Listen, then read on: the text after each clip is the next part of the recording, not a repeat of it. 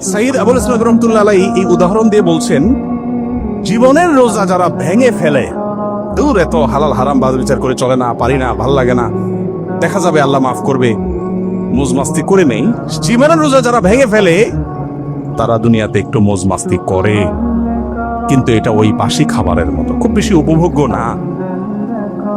সে যদি মুসলমান হয় জান্নাতেও হয়তো একসময় যাবে, কিন্তু সেটা অনেক পরে।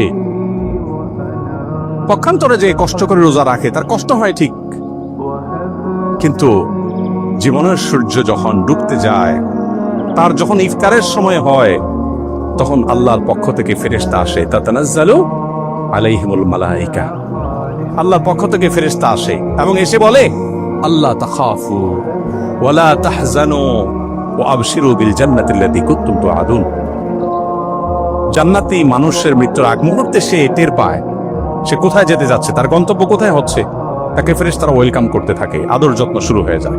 আল্লাহ তাআলা আমাদেরকে রমাদান রোজার পাশাপাশি জীবনের রোজাটাকেও সঠিকভাবে রাখার তৌফিক দান করুন।